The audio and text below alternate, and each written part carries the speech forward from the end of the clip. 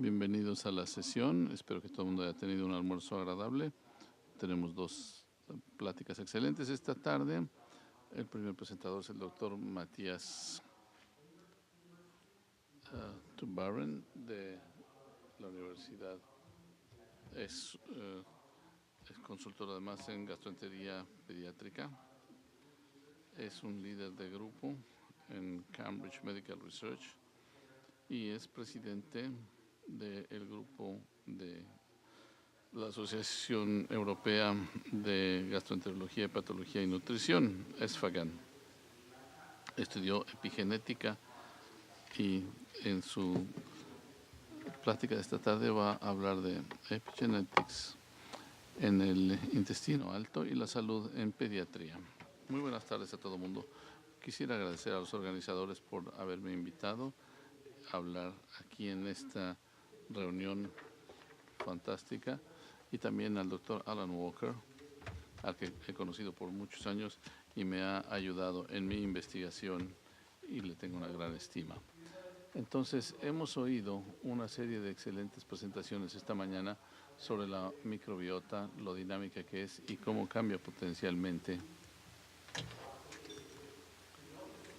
y asociada con las etapas del desarrollo de las personas. Ahora voy a hablar desde un ángulo diferente sobre cómo la epigenética interviene en estos casos. Y creo que es un objetivo bastante ambicioso, porque al final de mi plática espero que estén de acuerdo conmigo en que cualquiera que haga investigación que tiene que ver con el intestino intestinal también tiene que considerar siempre la epigenética. Entonces, primero quisiera decirles que no tengo ninguna controversia, y luego voy a hablar uno de los mecanismos epigenéticos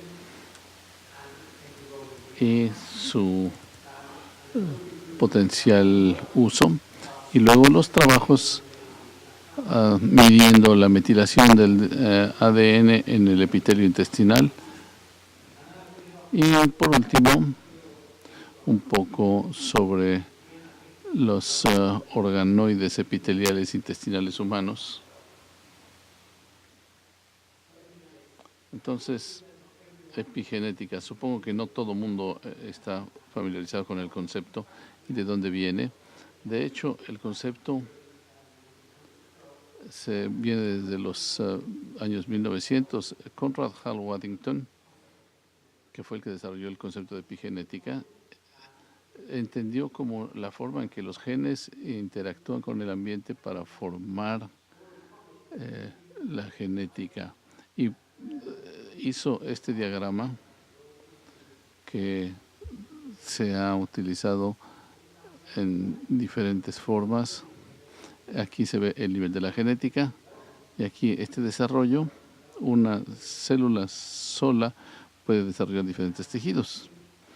Creo que si vemos la definición moderna, mucho de ello él ya lo tenía correcto. Entonces, ¿cómo se define estos días? Básicamente, el estudio de los cambios potencialmente heredables, tales como los fenotipos, que esencialmente son hechos por otros mecanismos que no sean la secuencia de DNA. Entonces, los principales mecanismos que conocemos en los mamíferos son la expresión de las RNAs regulatorias, modificaciones histiónicas posttranslacionales y mecanismos de metilación del ADN. Como dije, estamos particularmente interesados en la metilación del ADN. La metilación del ADN básicamente es la adición de un grupo de citoquina en la posición 5 en el contexto de los dinucleídos CpG.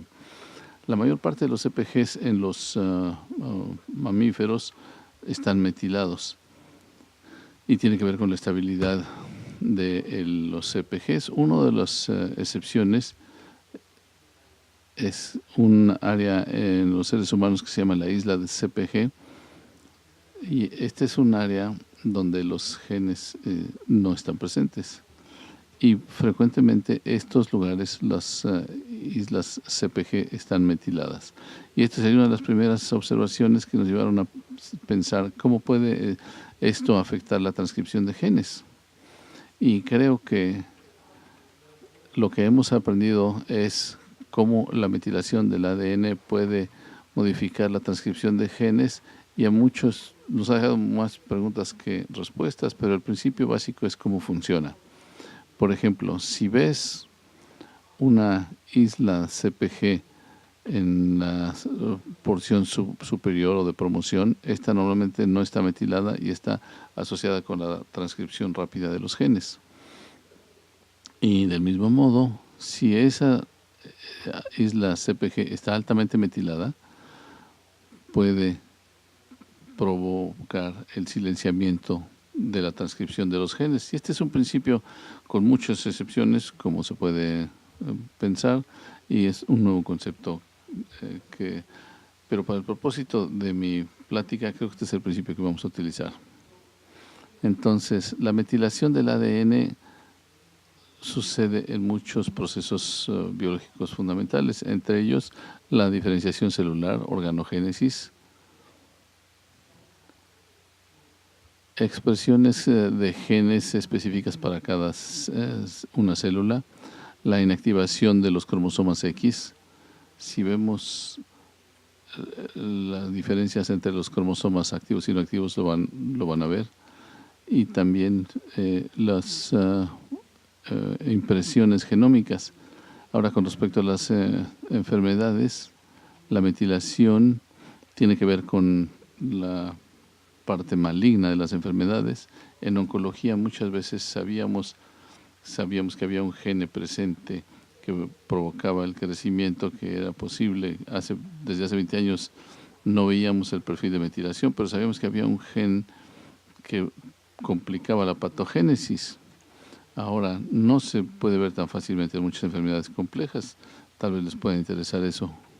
Pero con el avance de tecnología en los últimos 5 o 10 años, ahora tenemos la habilidad de ver el genoma, incluyendo el perfil de metilación, y entonces eso nos da una oportunidad de ver el papel de estos mecanismos en tumores complejos. Una de las cosas más importantes de la epigenética, incluyendo la metilación, es que los cambios epigenéticos responden ampliamente a los factores ambientales. Y como voy a mencionar después, esto es como un mecanismo responsable de hacer que cambie la parte epitelial. Las células que nos interesan principalmente son las del epitelio intestinal. No voy a pasar mucho tiempo definiendo estas células, simplemente diciéndoles que estas son críticas como primera línea de defensa entre nosotros y el ambiente, y por supuesto una multitud de funciones que incluyen la digestión, la absorción, la función de barrera, inmunología, química, mecánica, y también son una parte muy importante de la homeostasis.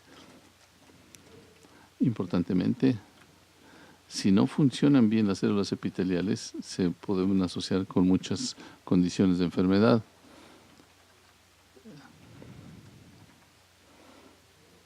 Entonces, en esta transparencia se resume las hipótesis que mi grupo tenemos y que es lo que estamos investigando. Esto debiera ser suficiente para comunicar mi entendimiento de la epigenética y cómo afecta el intestino. Y más adelante les mostraré alguna evidencia y predeciré que en los próximos 10 o 15 años van a escuchar mucho más de esto. Entonces, esto es de lo que estamos hablando. Si ven las feces humanas, no es una sola célula, es inmadura, y muchas cosas suceden en el camino. Nosotros somos pediatras y nosotros tenemos epitelio pediátrico, y para ese momento ya está totalmente funcional y tiene la estructura terminada. Pero todos sabemos que si tomamos el ADN, una muestra de un individuo durante el embarazo, y vemos su secuencia de ADN, y después como niño, tal vez de 5 años, no hay ningún cambio en el ADN. Y sin embargo, el fenotipo y la función cambian dramáticamente. Esto es lo que es la genética, los mecanismos que están involucrados en la transición de aquí a allá. Y ya sabemos algunos de los hechos que causan esto. Obviamente hay desarrollo complejos, factores de transcripción y luego obviamente un cambio dramático en el nacimiento. Hemos hecho de la colonización, lo crítico que es al nacer o después del nacimiento, y luego estamos expuestos a una serie de complejos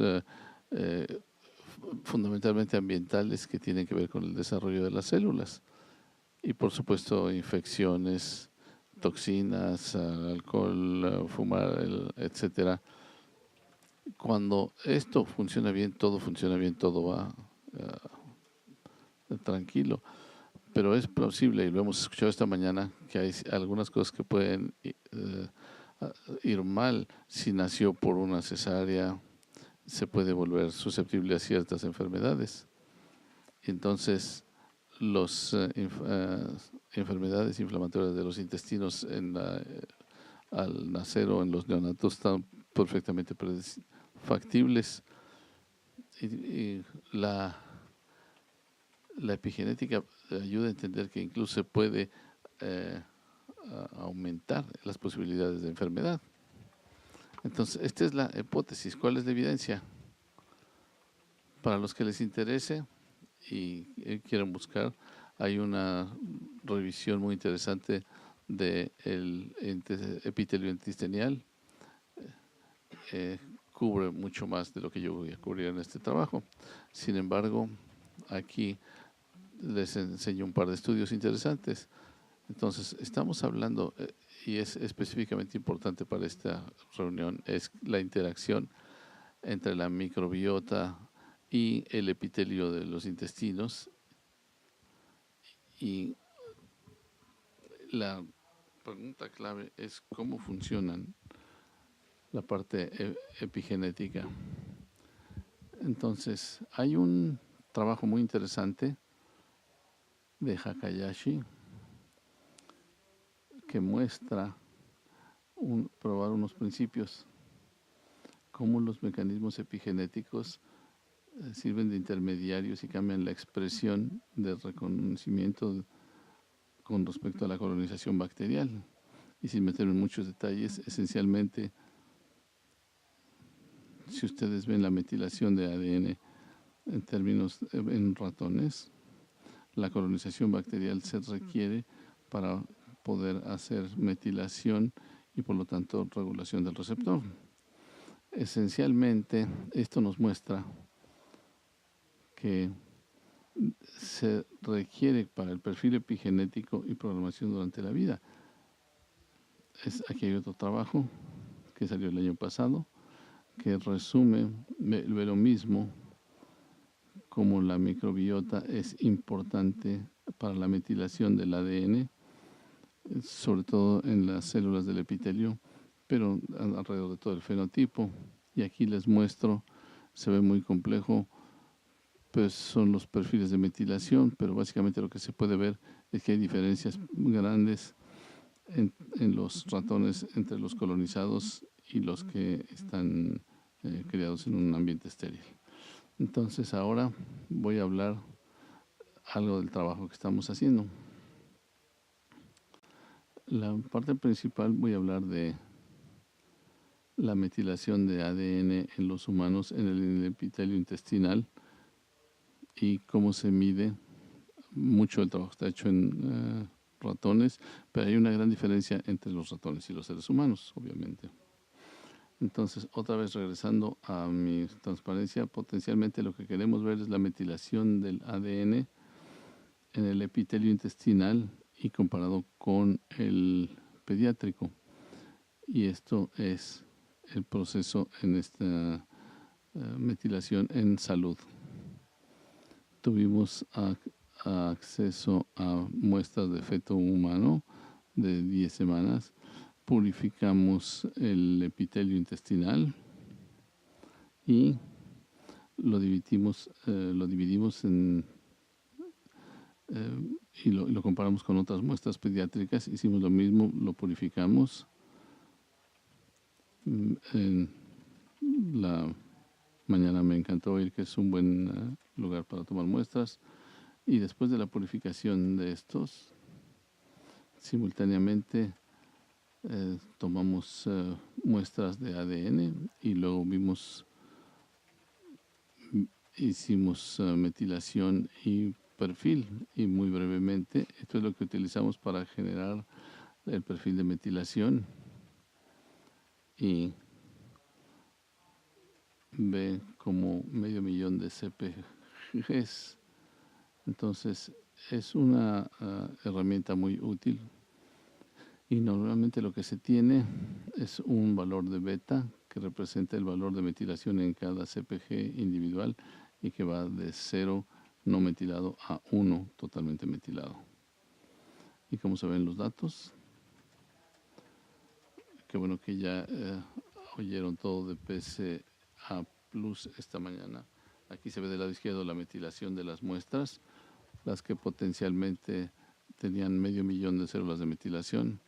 Y ven que aquí hay una diferencia entre las muestras que se tomaron del feto y del lado derecho las pediátricas. En segundo lugar, el segundo componente principal que separa los distales de las distales. Y si vemos la expresión, tenemos una expresión muy similar. La primera parte de la parte del feto y la segunda fue de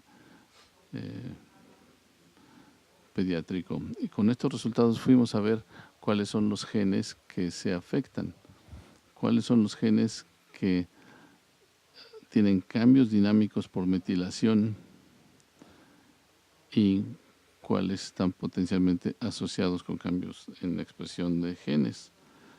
Muchos números para poder llegar a esto, pero básicamente lo que significó que las destilaciones efectivas muy diferentes de metilación entre el feto y las pediátricas.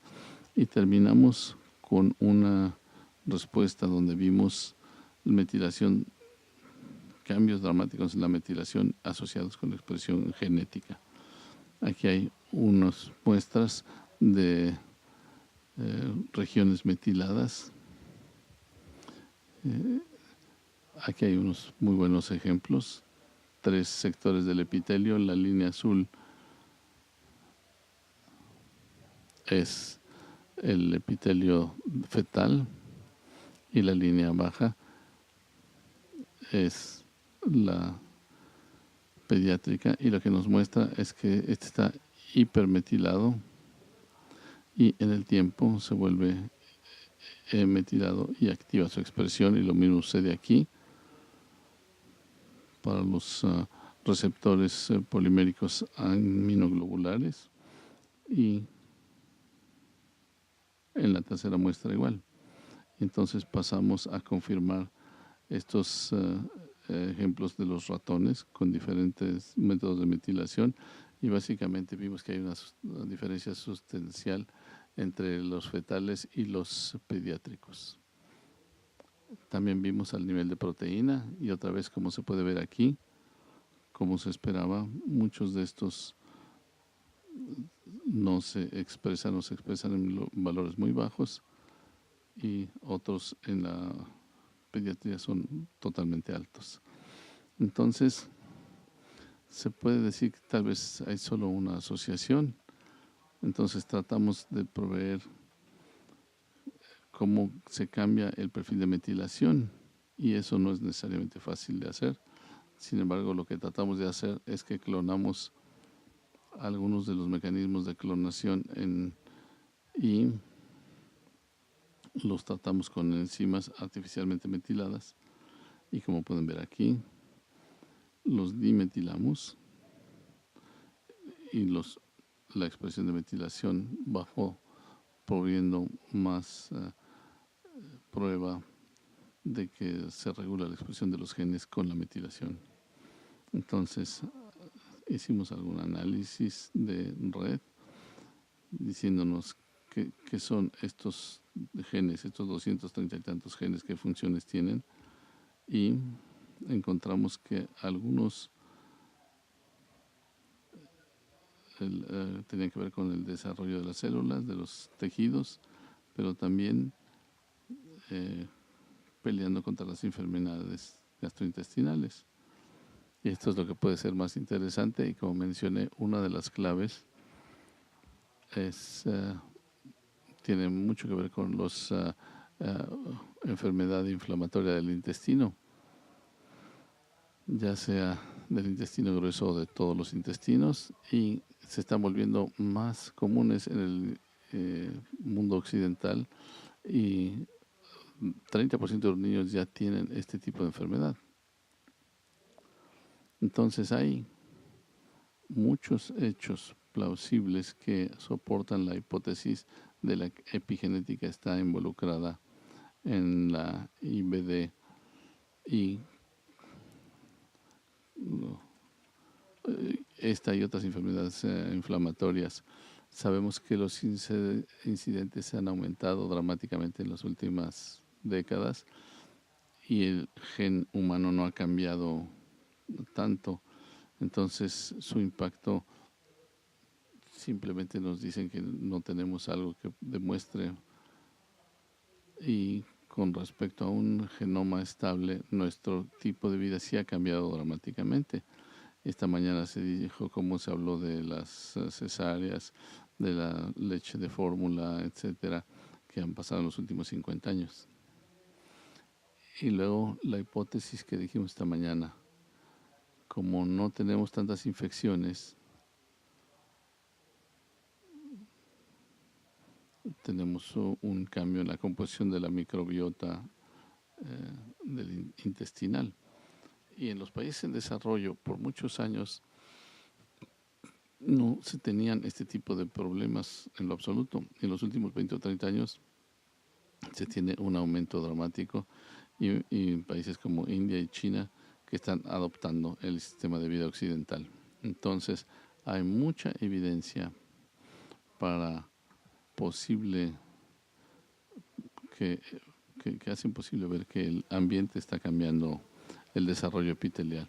Luego nos metimos en el AND epitelial de niños que se les acaba de diagnosticar enfermedad de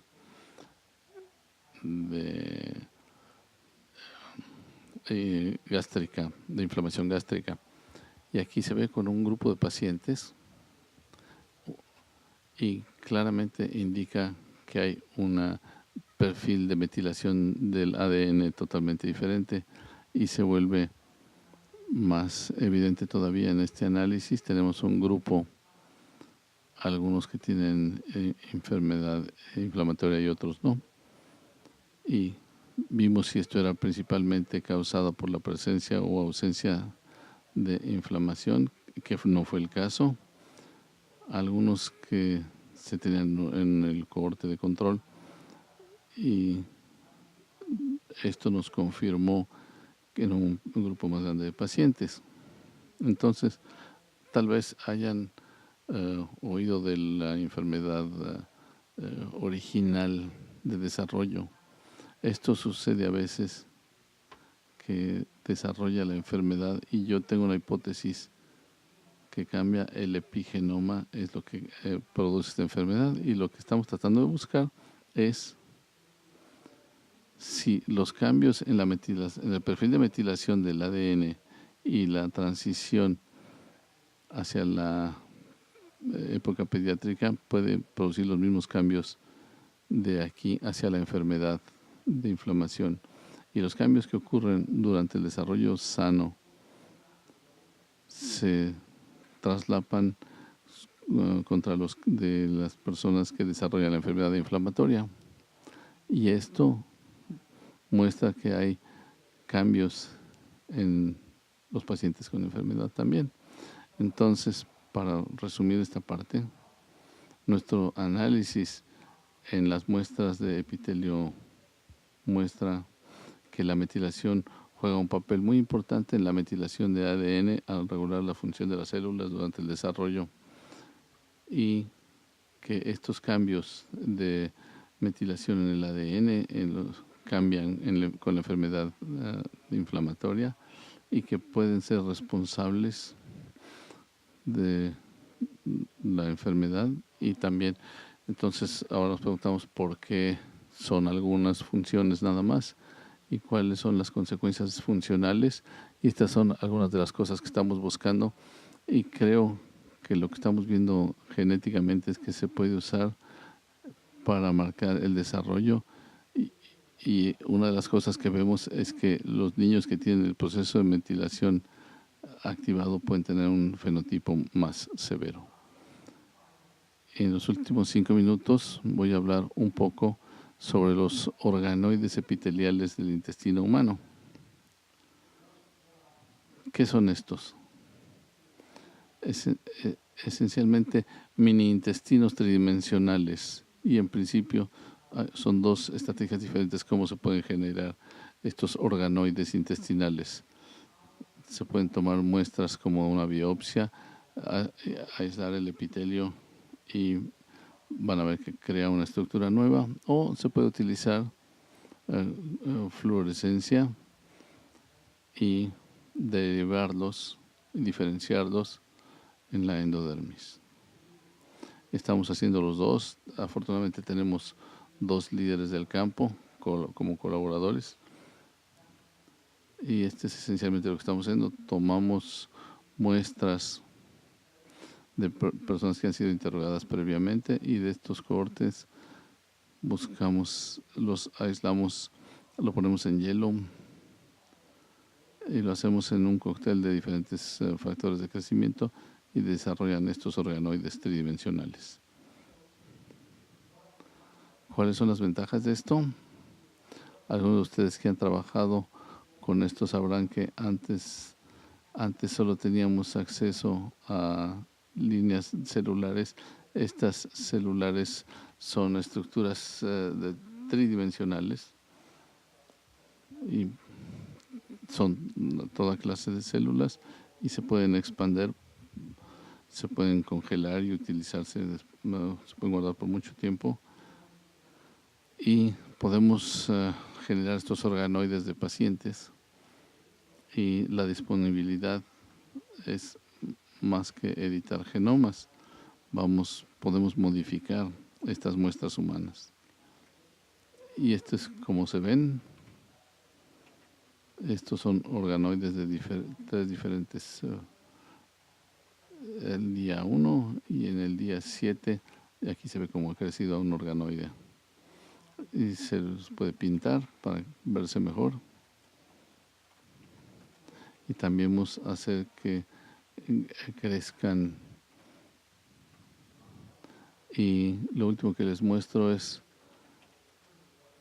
lo que estamos trabajando en este momento, que esencialmente para ver qué tan buenos son estos modelos para trabajar en metilación de ADN, comparando los perfiles de metilación de estos organoides, y tienen mucho que ver con el intestino del que se tomaron. Aquí está un epitelio purificado y aquí está el organoide, y lo mismo del colon sigmoide. Lo que dice es que si lo pones en una cultura y hacen su metilación epitelial muy de cerca. Y muy interesantemente, cuando vemos el perfil de metilación de los organoides comparadas en el tiempo, se desarrollan como maduros, y lo que hemos encontrado es que ese cambio de maduración indica que la maduración in vitro nos va a producir modelos para ver el crecimiento del epitelio. Entonces, resumiendo esta segunda parte, creo que estos modelos van a desarrollar una herramienta muy interesante, mecanismos fundamentales del epitelio humano para la metilación, y creo que en el futuro van a haber estudios donde van a ver la interacción entre la microbiota intestinal y la metilación humana. Y le doy gracias a mi equipo con el que estamos trabajando. Muchas gracias.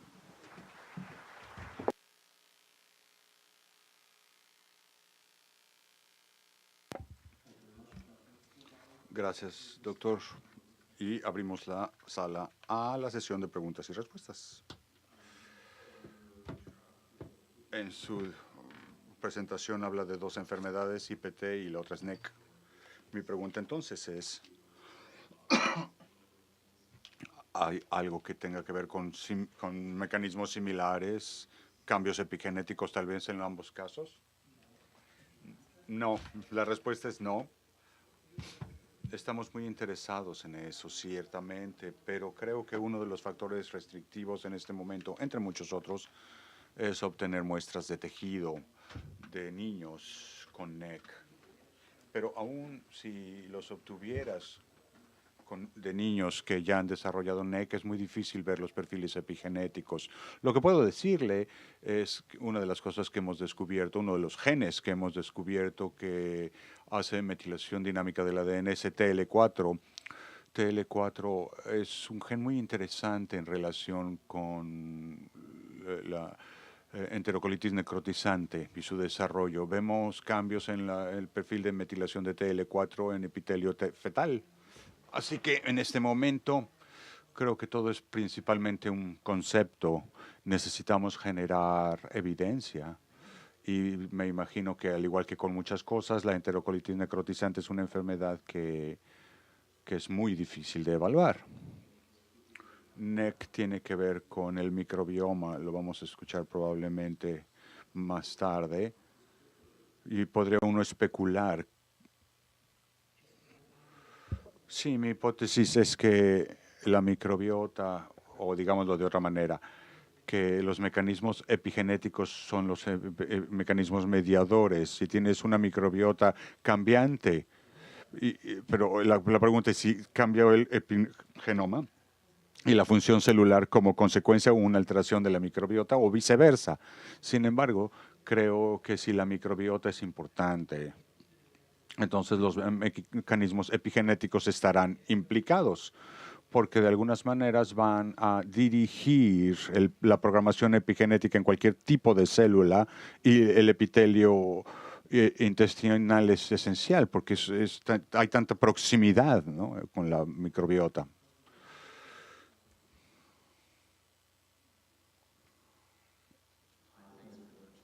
Muchas gracias.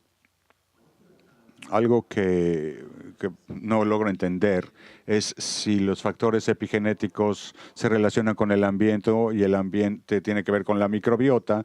Los órganos, uno podría organizarlo, obtener bacterias que sean los más importantes, tal vez de las heces, la exposición de organoides a tejidos, por ejemplo. ¿Cierto? Bueno.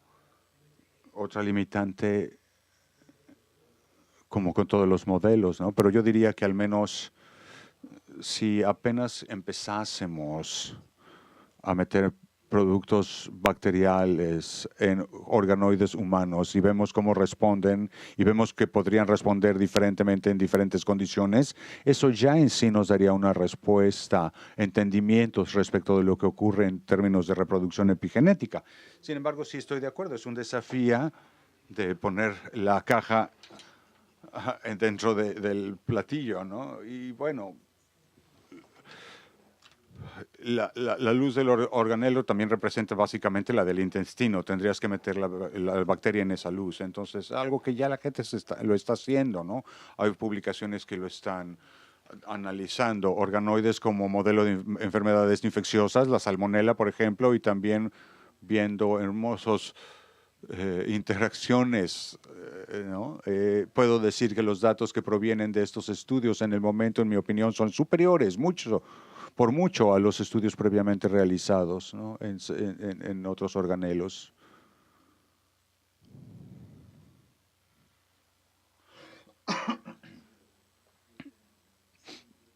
Es excelente, fácil de entender. Es un tema tan complejo con su presentación. Muchas gracias. Usted presentó algunas expresiones, incluyendo fenotipos específicos que se han demostrado que responden a bacterias orales, a la expresión genética, incluyendo la producción de algunos, incluso en animales y a mamíferos en vivo, post-inyección de bacteria oral, específicamente bifidobacterias. ¿Cuál sería el mecanismo a través del cual una cepa de bifidobacteria puede inducir la activación de MAC2 para de entonces llevar a la producción de factores de protección? Y la conexión TLR, ¿es esa la conexión con esos mecanismos por los que podríamos obtener el mismo efecto? Pues es una excelente respuesta. Puedo especular únicamente. Un escenario es que, bueno, si nos quedamos con la metilación, y no quiero ignorar otras modificaciones que podrían tener un papel, ¿no? Pero una de las cosas que tenemos muy claro es si tienes un cambio en expresión genética primero y después un cambio en metilación o viceversa. Yo sospecho, y hay evidencia, que ambos casos pueden ocurrir. Un escenario potencial que podría imaginar es cómo la bacteria podría cambiar el perfil de metilación a través de inducir un cambio en la expresión del gen, y una vez que eso ha persistido suficiente tiempo, entonces la metilación secundaria podría cambiar. Y eso realmente tiene que ver con la conexión entre ciertos perfiles de expresión de genes y otros factores que básicamente se comunican estrechamente con habla cruzada, ¿no? Para mí eso es una explicación posible. Y sabemos ya por otros ejemplos, y probablemente los genes supresores de tumores son un ejemplo, que la exposición a largo plazo a factores ambientales conduce a la metilación o demetilación, ¿no?, de ciertos genes. Entonces, si tienes un factor ambiental expuesto a cierto factor por mucho tiempo, ocurren cambios o pueden ocurrir.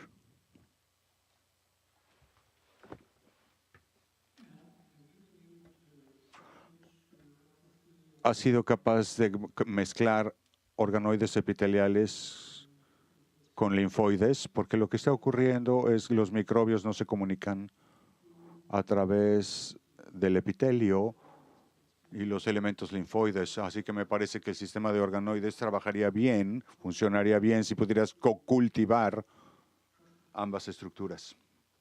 Pues sí, ciertamente.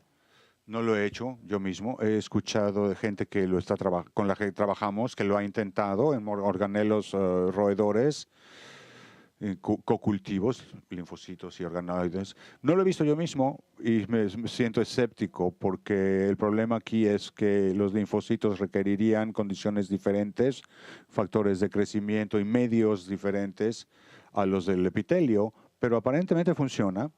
Otras personas están utilizando células mesenquimales y aparentemente están también utilizando células madre de inducción. Entonces, bueno, eso es como agregar una capa más al modelo.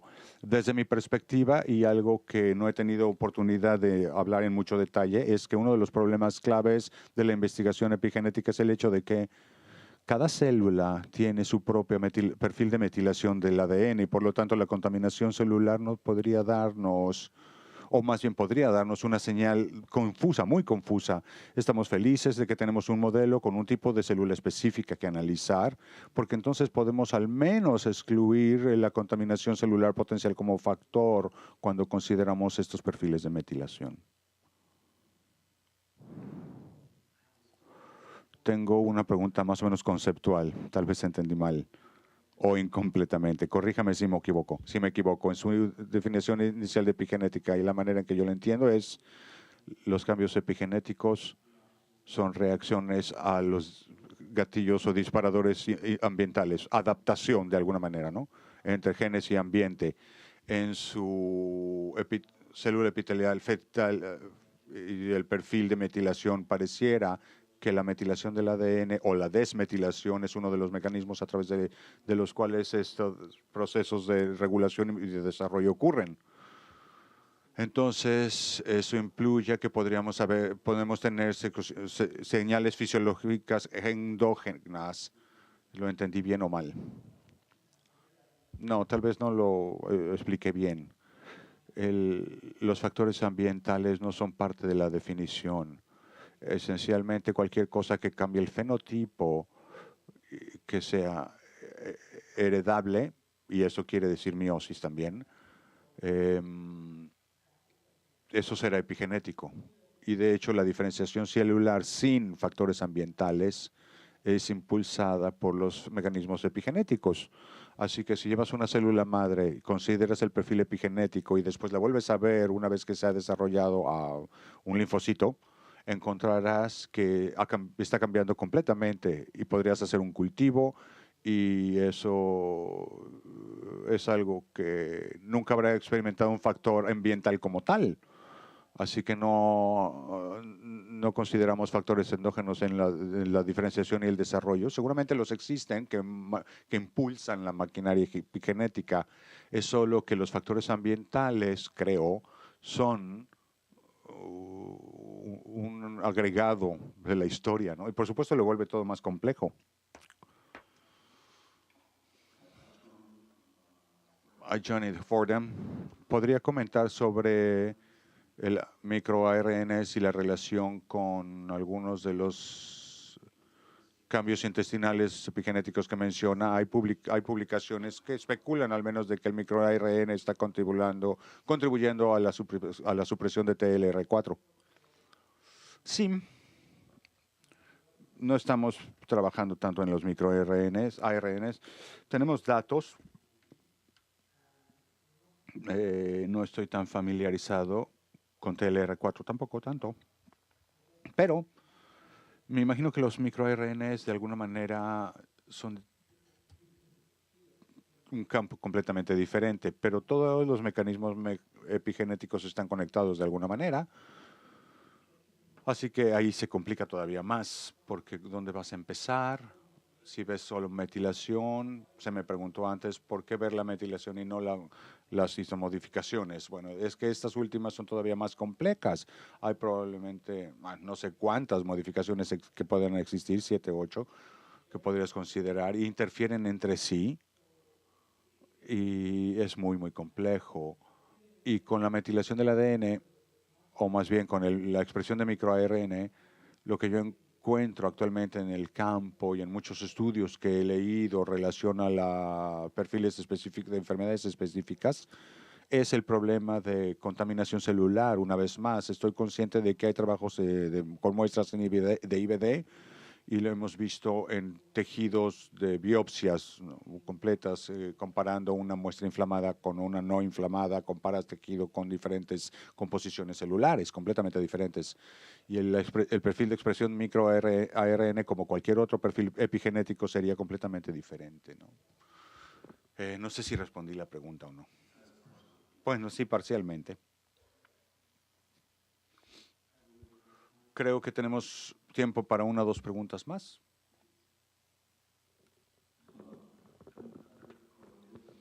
Doctor Covarrubias de Guadalajara, México. Mi pregunta es, soy gastroenterólogo pediátrico y vemos muchos pacientes con trastornos funcionales. Quiero preguntarle sobre ello.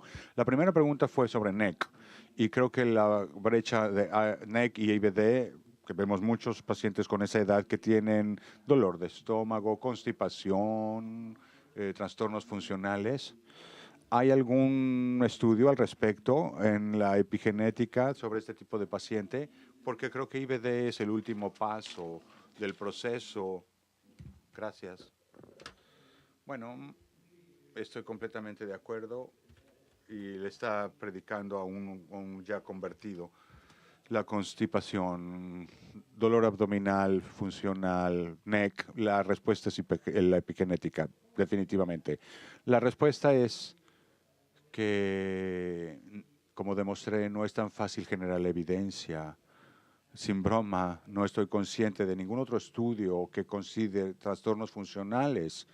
Creo que estos últimos serían aún todavía más desafiantes, porque sabemos que los trastornos funcionales en la población de pacientes son muy diversos, vamos a decirlo así. La constipación, similarmente. Pero al final del día, si quieres considerar estas enfermedades y trastornos desde la perspectiva epigenética, estarás enfrentando más o menos los mismos temas que consideramos con la IBD, la enfermedad inflamatoria intestinal. Así que tenemos una manera de justificar una endoscopía, lo hacemos de todos modos. Con niños con constipación crónica no puedes. Es muy difícil. No es que diga que estas cosas no tengan una participación, no estén involucradas. ¿Alguna otra pregunta? ¿Comentario? Si no, damos las gracias al doctor. Regreso a la microbiota y los organelos en las enfermedades. Han habido sugerencias de que los metabolómicos de la microbiota podrían tener la capacidad de producir cambios epigenéticos de tal manera que podría ser una dirección en la que quisiera tal vez explorar. Sí, creo que es una de las maneras de seguir avanzando, considerar los productos bacteriales, los metabolómicos, y son básicamente donde no tienes el problema de generar condiciones de crecimiento para la bacteria. Pero sí hay mucha evidencia ya de cómo eso podría mediar y modular el epigenoma del paciente. Bueno, pues muchas gracias, doctor.